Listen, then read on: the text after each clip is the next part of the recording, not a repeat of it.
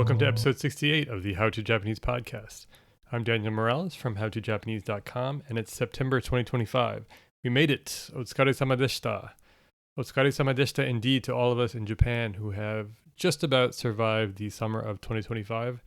In Osaka this year, the 30-degree days started on June 16th, if my notes are correct, and it looks like today might be one of the last few days. It's September 28th. We're not completely out of the woods just yet. The Yahoo Weather app says we might get a couple hot days early in October, and the temperatures are probably going to be as high as 27 through mid-October. But thankfully, the evening temperatures are dropping down into the 20s, which I think makes a huge difference. It's absolutely stifling when you step outside at 8 or 9 at night, and it's 29 degrees out and 80% humidity. 29 is 85 Fahrenheit in American terms. I guess I've been in Japan now long enough that I've kind of switched over to Celsius mode. But the main it's funny, the main points that I can always convert back into Fahrenheit are 20 and 10, which are the lager and ale fermentation temperatures. But once you get high, I lose track. And so hearing that 29 Celsius is only 85 Fahrenheit is a bit strange, because 85 never really felt all that hot back in the US. And I grew up in the swamp, so we were at 85 a good bit of the year, and we had it pretty humid as well. I do think the urban density in Japan, though, makes a big difference. It makes it a lot worse. But we're almost there. I think, hopefully by the end of October, things will be much more comfortable, right around where things are in Chicago at around September. So that's always nice to think about. One quick announcement at the top of the podcast. There are still spots available in the Japanese coaching sessions I'm doing with US JETA on Friday, October 10th, Saturday, October 11th, Friday evening in the US, and Saturday morning in Japan. It's just one session. Those are just when the time zones overlap. If you feel stuck in your studies, like you're not progressing towards your goals, this might be the right session for you. I joined with Chris Vasily of the Nihongo app to go over different study strategies. Chris talks about his experience self-studying when he was a spouse of someone on the JET program, and now as a programmer living in Nara. And then I, in the past, have spent time talking about my study strategies. But for this session and onward, I think I really want to spend most of the time just kind of listening to people, seeing what they're doing, seeing where they're struggling, trying to get them to help formulate ideas about their goals and discuss strategies to help get them there. And so do consider joining if you're interested. You don't have to be a JET alumni to join. I think it's a few extra dollars that all goes towards US JETA. It's a volunteer work on my part. We have a pretty small group registered for this session, so I think it would be a great opportunity to get some focused strategy time for your Japanese studies. This month, I've also got some nice recommendations at the end of the podcast. One is a liquid recommendation that I should have made last month, and the other is a way to get rid of unneeded stuff, which can be surprisingly difficult or expensive to do in Japan. I realize these are not the tourist recommendations that I said I would be making on my podcast, but I will make a note to get back to tourist recommendations in October. But first, in the newsletter this month, I try to do what my goal has been as long as I've been writing How to Japanese, which is to reorient the reader who I assume is studying Japanese or wants to understand Japanese in a more Japanese linguistic space, so that you can sound more natural and understand Japanese more naturally. And today I try to do that with the word itadaki. Itadaki. Yes, just itadaki, the stem of the verb itadaku, itadakimasu, which I'm sure you all know. My goal with this podcast, this episode, is to have you forget kudasai, and more specifically, kudasaru. Let's not think about that. Let's pick up itadaku and itadaki in particular. And the reason why I think is pretty straightforward. Kudasai is simple, and I think new students anchor onto it because they learn it early and because it's so simple and straightforward. I'd love to learn more about this. I'd love to see somebody do actual linguistic research on this. But my suspicion is that students use kudasai and kudasaru potentially more often than Japanese natives because we learn it early, because it's very simple and easy to understand. Kudasai can be used to ask for specific things. So you can say omizu kudasai if you're asking for a glass of water, or biru kudasai if you're in a restaurant, ohashi kudasai for chopsticks. These are simple, relatively polite ways to ask for an item. They're very easy to understand. And when you know nothing and then instantly know something, I think when it becomes recognizable, it can be difficult to let go of it. Kudasai also gets used combined with the te form of verbs to ask for someone to do something for you. So, oshiete kudasai is tell me something or teach me something. This is also extremely useful for new students and very easy to understand quickly. And so I think that gives the impression that maybe kudasaru is used, kudasaru or the distal form kudasaimasu is used more frequently than it maybe is. So for anybody who's not familiar with the Japanese verbs of giving and receiving, I focused on 4 of those this month. There are 6 in total, right? These are verbs that are ways to describe when someone gives something to someone else. And there's a really complicated matrix, but essentially they break down to kudasaru and kureru are 2, where someone gives to the person speaking. Itadaku and morao, which is the person speaking receives from someone. And then ageru and sashiageru, which is the person speaking gives to someone. And we're not going to focus on those last 2. Ageru and sashiageru, we're not focused on those today. We're focused on the ones where the person talking, or not necessarily the person talking. In the newsletter, it's actually more complicated than that. In the newsletter, I said someone gives to person for kudasaru and kureru, and person receives from someone for itadaku and morao. And then you also obviously have these are the direct forms. You can do the distal forms, which are more neutral, polite. Kudasaimasu, kuremasu, itadakimasu, moraimasu.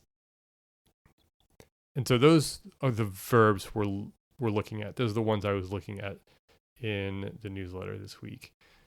And I did a set of searches for all these verbs, for both the distal and the direct forms, combined with the te form katte. So this is the te form of kao, to buy, kaimasu, kao, to buy. So katte kureta. Katte kureta is something you would say if somebody bought you something, like, who bought that for you? Oh, okasan ga katte kureta. My mom bought it for me. So I did searches for all these. Every single combination of these verbs: katte kudasatta, katte kureta, katte itadaita, katte moratta, and then the distal form versions: katte kudasaimashita, katte kuremashita, katte itadakimashita, katte moraimashita.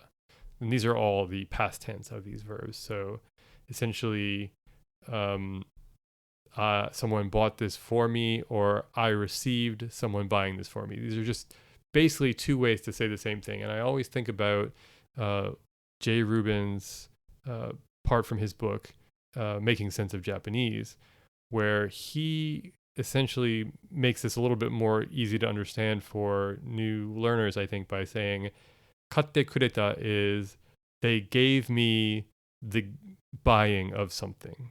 And then katte moratta is I received the buying of something, if that makes sense. And so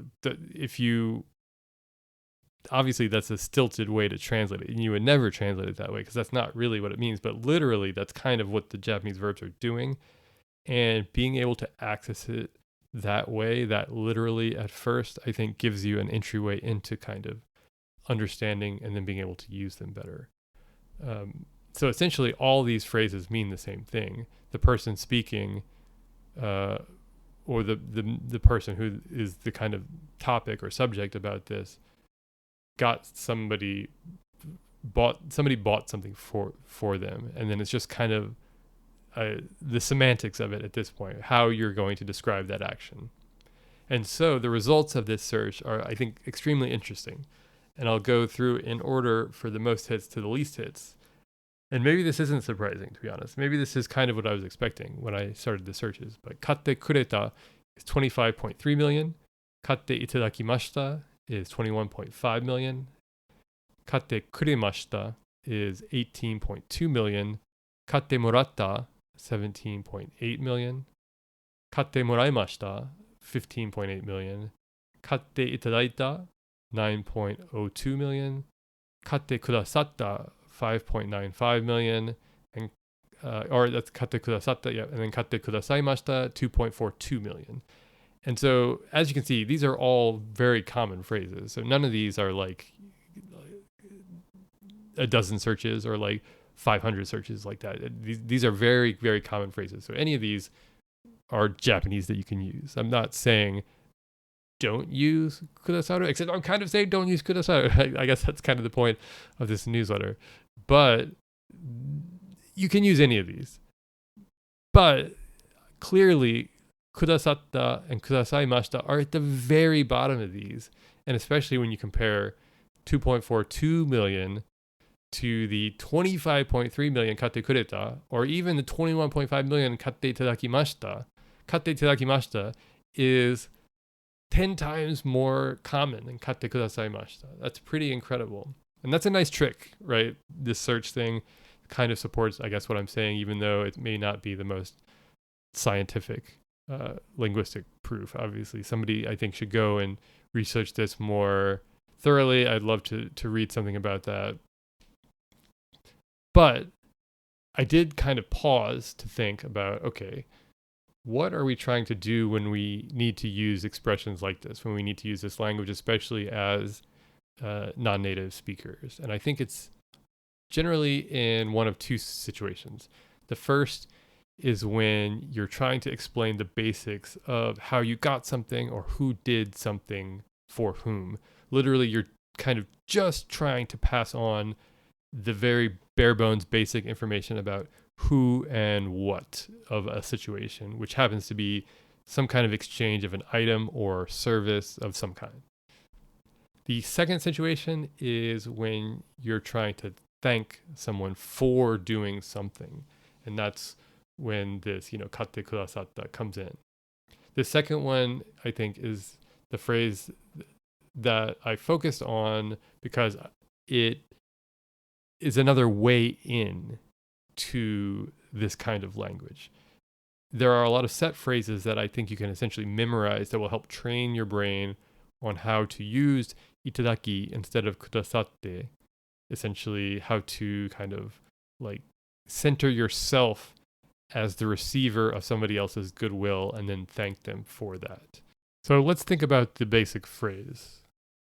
The basic phrase is, for example, 教えてくださってありがとうございます。教えてくださってありがとうございます。Thank you for telling me that, or telling me something. Or more literally, thank you for giving me the telling of that. Again, to borrow Jay Rubin's kind of strategy to kind of better understand what's going on here. That would be the phrase that I think I probably defaulted to for years and years and years and years.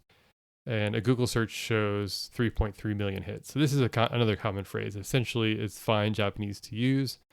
But more and more, I do feel like it's slightly less common and slightly less natural. So, for example, let's switch that to this new idea that I have. Or not new idea. This is a very old phrasing, probably. But 教えていただき arigatou gozaimasu. Right? This is new for me. This is what I'm kind of trying to shift to now. 教えていただき arigatou gozaimasu. And again, the meaning is the same, except it literally means thank you for me politely receiving the you teaching me. Not exactly the most kind of straightforward logic in terms of like English thinking, but very, very normal in Japanese, normal to the tune of 15.3 million hits, which is 5 times more than the same phrase with kudasatte. For further confirmation, check out the newsletter. I added a Google Trends search, which shows itadaki arigatou gozaimasu, that phrase isolated, way ahead of the alternatives. Just like, huge line that's just far, far ahead of any other combination there. Even really ahead of the regular te form here, itadaite arigatou gozaimasu. And that's something that I don't really know how to explain, to be honest. That why itadaki is more commonly used and natural than itadaite arigatou gozaimasu, other than to say maybe it's slightly more polite, maybe it's slightly less of a kind of harsh sounding kana to end on, itadaki rather than itadaite, te versus ki. I don't know. I'd be very curious to know more about that as well, to be honest. The Google Trends graph also suggests that there's been some kind of significant growth in this phrase over the past 20 years. This kind of itadaki arigatou gozaimasu has become more common over the last 20 years, which is an interesting idea to think about, not one that I wrote about, but also, again, another area I'd like to know more about. And I wonder if it mirrors the kind of rise of that sasete itadakimasu pattern that you hear all the time now. I think is one that I learned, I think, my 4th or 5th year in Japanese. And it means allow me to do something, or I receive the you allowing me to do something, to if you wanted to break it down Ruben style. Sasete itadakimasu. Saseru is to make someone or allow someone to do something. And then you combine that with itadakimasu. So I humbly receive you allowing me to do something, right? So you could say, what's a good example? Sanka sasete itadakimasu. I will humbly receive you allowing me to participate. And this just means, I love this one. I've written about this before. It just means suru. It just means shimasu. So it just means sanka shimasu. Sanka sasete itadakimasu is a polite way to say sanka shimasu. And then you could say, you could do sanka sasete itadaki arigatou gozaimasu. This is, again, podcast bonus coverage. This would be a really nice way to say thank you for allowing me to participate, essentially. But there's been a growth, I feel like a growth of this phrase, this expression, I think, in the last couple decades as well. And then potentially even growth of niju keigo, this redundant keigo that you see where you get two different types of keigo used on the same kind of verb structure. So I wonder if this growth of itadaki is related to that at all. Somebody, some kind of actual linguist, please comment or do some, point me towards the research. I'd be curious to know more. Here are some useful examples that I've included in the newsletter, and I'm sure that these are phrases that you've all heard before. The goal would be now to kind of memorize them and make them your own whenever you need to. Go kyouyu itadaki arigatou gozaimasu. Go kyouyu itadaki arigatou gozaimasu. Thank you for sharing something with us, with me, with us. Go setsume itadaki arigatou gozaimasu. Go setsume itadaki arigatou gozaimasu. Thank you for explaining something to me, to us. Okoshi itadaki arigatou gozaimasu. Okoshi itadaki arigatou gozaimasu. This is thank you for coming. Thank you for joining us today. Okosu is a nice. Okoshimasu is the kind of keigo form of kuru or iresharu. Otoi awase itadaki arigatou gozaimasu. Otoi awase itadaki arigatou gozaimasu. Thank you for your inquiry. Go shoukai itadaki arigatou gozaimasu. Go shoukai itadaki arigatou gozaimasu. Thank you for the introduction. Thank you for introducing me to something. And these translations were all kind of like standard English translations. They weren't the Rubenified literal translations, but I think you need to start with the literal translation and then kind of shift to the non-stilted translations to think about them. So yeah, I would say memorize those. See if you can't use those to kind of get into this itadaki space a little bit more naturally. All those would be great in emails or in spoken situations. And I think mastering them really will help the regular run of the mill, giving and receiving, start to become easier to work with.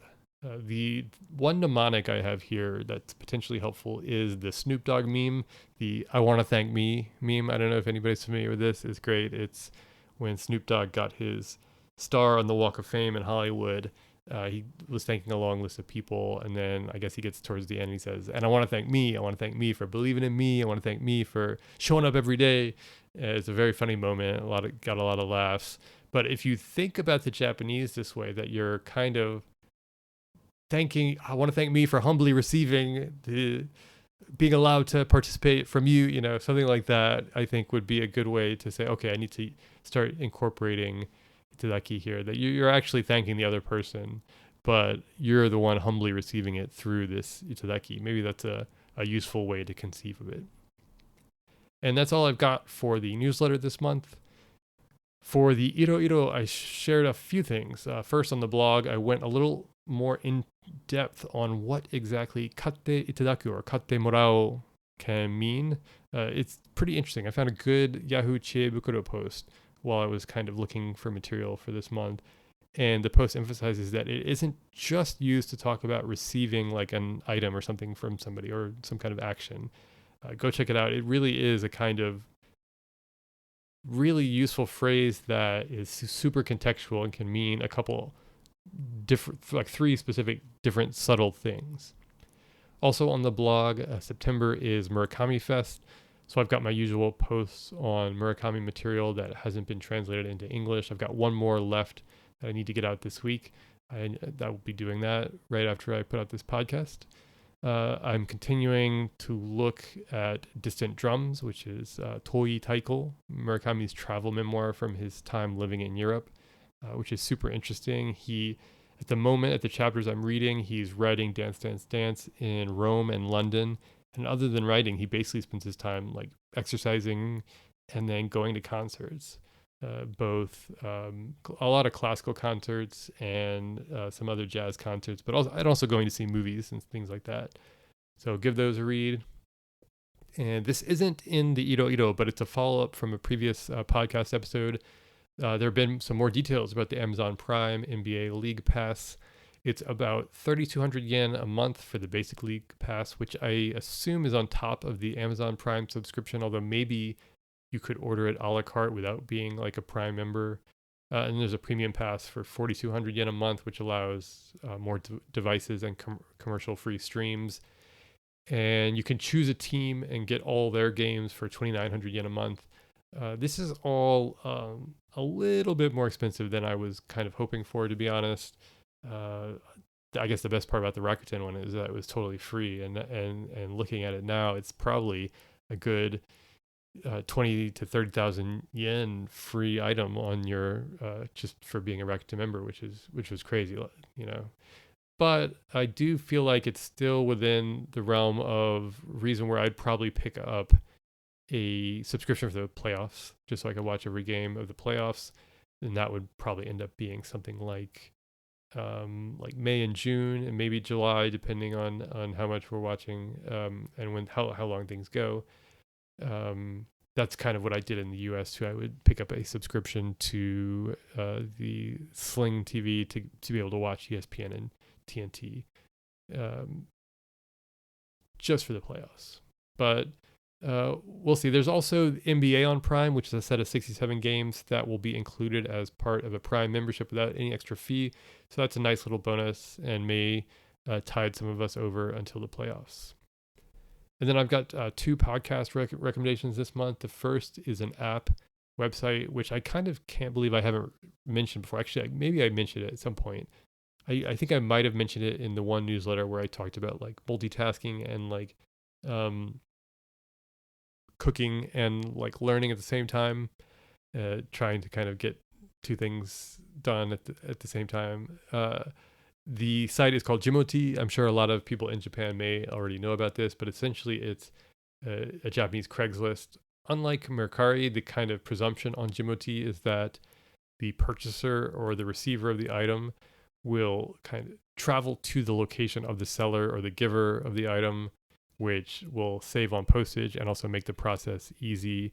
And I say receiver and giver because most of the items on the site are given away for free. And in Japan, this is, I think, a huge service because I think a lot of us know how much it can cost to get rid of something trash you don't want, especially if it's a very large item. Jimity can be a miracle for things like that. If you live in a large enough city or wait long enough, yeah, you can give away almost anything. I've given away like bowls that I got at the 100 yen store, random utensils, old suitcases, and a ton of other stuff. My wife had some things that she was going to throw away.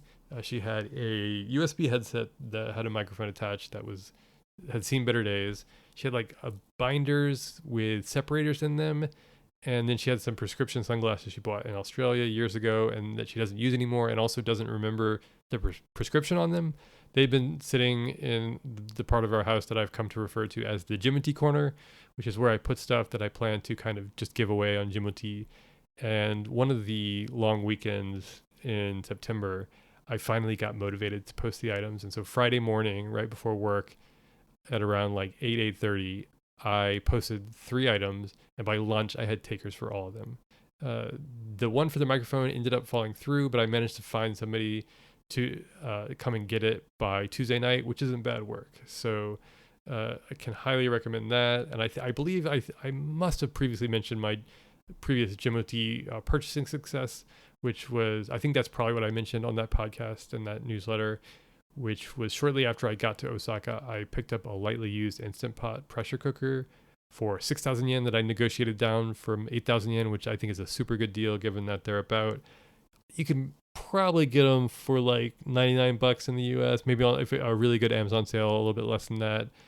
And all I had to do was kind of hoof it to this one station out in Osaka, make a short walk up a hill, and then I was gonna keep going, and it started raining. So I messaged the person. I was right near this kind of shopping center. They're like, "Oh, no, like we'll drive it down to the shopping center," and that was super helpful.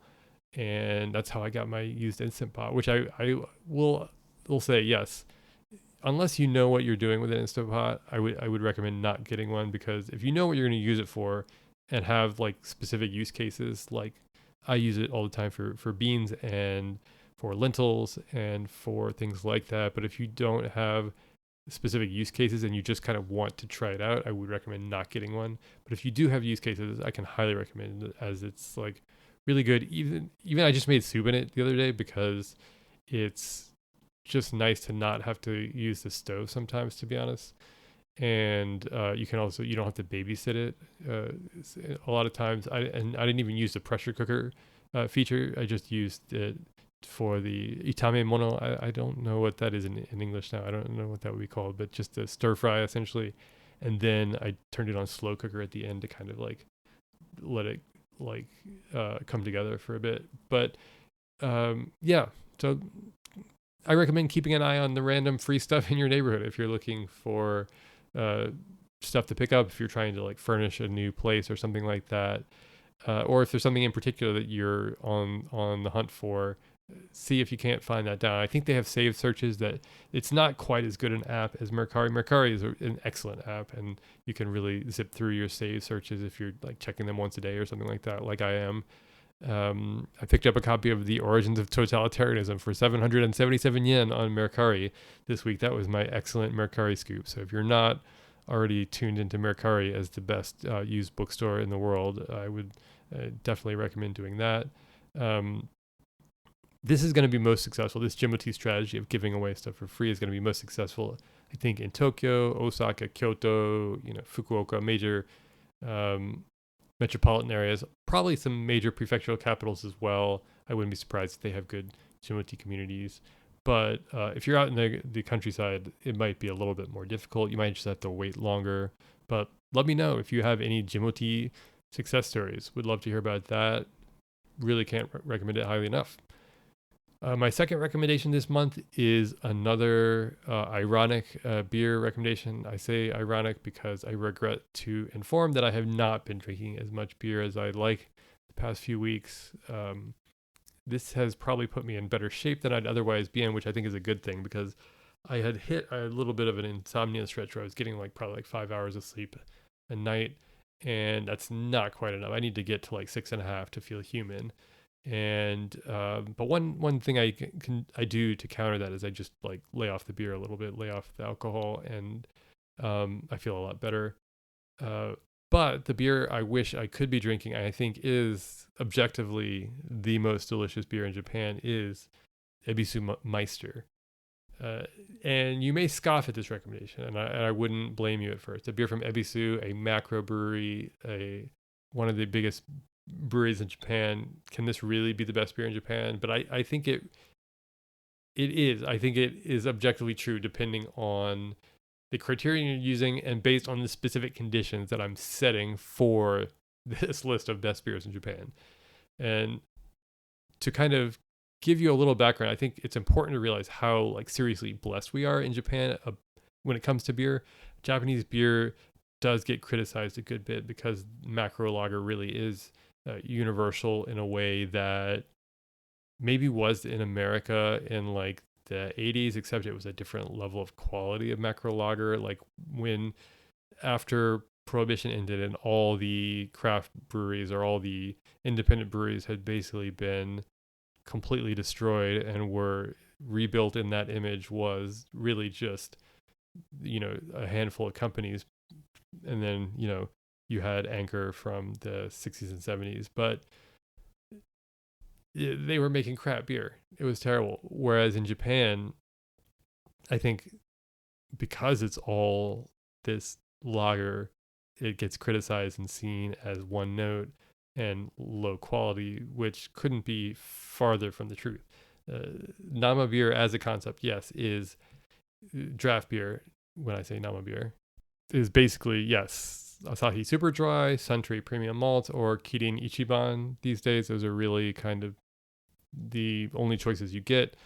But it's really good stuff, right? Like you're not getting any obviously craft beer, which is unlike the US. Right now, the US has kind of so fundamentally shifted from the 1980s that almost everywhere you go, any restaurant or bar will have some sort of craft beer on tap, even if it's a very large producer, and many offer exclusively craft or craft adjacent. That's not what you have in Japan. But these lagers we do have are extremely high quality. Every now and then you'll find something else like Suntory's new lager offering, which is just another big, essentially the same thing with a slight twist, or the Sapporo Black Label, which is again just kind of the same thing. There's rarely any craft anywhere, unless it's a craft beer bar, and even in some places that do offer craft, it's likely the limited tap marché varietals, which are being produced by Big Beer. The reason for this is because beer in Japan is still very fixed on this idea of German lager, and I don't think that's a bad thing. That's what kind of gives it its quality, these German standards. We're really spoiled from that point of view. For 250 yen, you can pick up a fresh can of crisp, lightly bitter lager that was probably packaged within the last month. That's not something you can say of most everywhere in the world, to be honest. In the past 22 years that I've really kind of been spending time in Japan, I've gone from lamenting the lack of beer selection to kind of celebrating it. But last year, I discovered that there's something that's even like a step above these Japanese like widely available commercial lagers, and it's the actual European lagers, right? Because these main Japanese beers, they are what they are. They are a kind of style that's unique to Japan. A lot of them are using rice included with the barley. Not some of them are 100% malt. That is true, but they're not really a pilsner. They're not really an American light lager. Some of them are, this rice lager category.